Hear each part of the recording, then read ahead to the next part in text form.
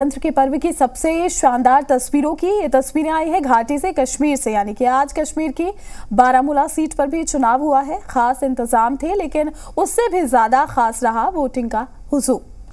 जिस भीड़ ने अगले पिछले सारे रिकॉर्ड ध्वस्त कर दिए, तोड़ दिए। ये दिखाता है कि कश्मीर में अब गणतंत्र नहीं, लोकतंत्र चलेगा और उसकी हवा अब बह निकली है। इस रिपोर्ट में देखिए।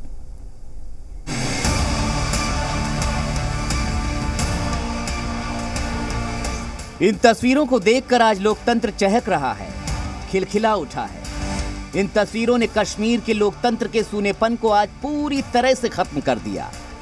ये भीड़ कह रही है कि कश्मीर बदल गया है। ये जोश कह रहा है कि अब गोलियां पत्थरों से नहीं, मतदान से बदलेगी कश्मीर की तकदीर। ये तस्वीरें कह रही हैं कि आतंकवाद नहीं, अब मतदान कश्मीर की नई पहचान है। अब कैसे कश्मीर बदल रहा है, उसके दो बहुत बड़े उदाहरण देख लीजिए। पहली तस्वीर हिजबुल मुजाहिदीन के आतंकी सलाहुद्दीन के गांव की है। समूचा गांव बंपर मतदान के लिए उमड़ पड़ा।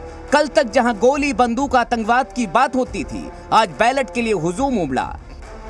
दूसरी तस्वीर लश्कर के आतंकी उमर के भाई रौफ अहमद की है, जिन्होंने मजबूत लोकतंत्र के लिए श्रीनगर में मतदान किया। भाई से भी अपील की कि वापस आ जाए और लोगों से भी गुजारिश की कि मतदान करें।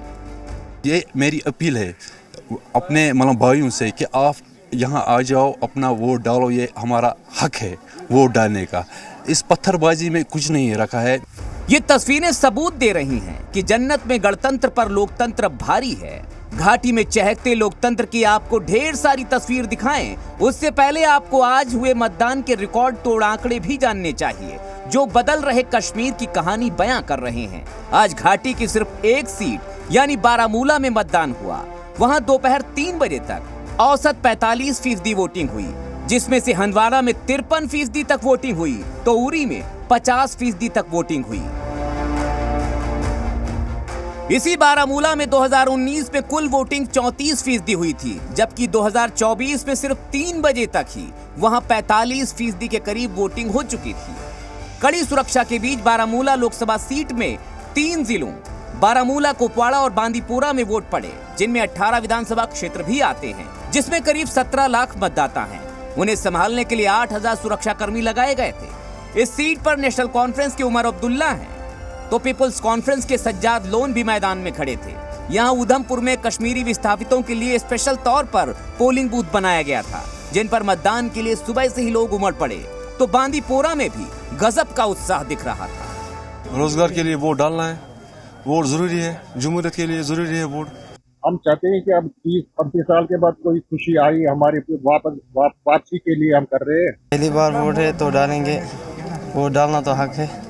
अब देखते हैं क्या होगा आगे। अभी आप देख सकते हैं मतदान होना शुरू है, लेकिन यहाँ पर लाइन में लोग खड़े हुए हैं, मतदान करने के लिए यहाँ पर पहुँचे हैं। और इस कॉन्स्टिट्यूंसी की अगर हम बात करें तो लगभग 17 लाख से ऊपर जो है मतदाता हैं, जिन्हें अपने मत का आज इस्तेमाल करना है।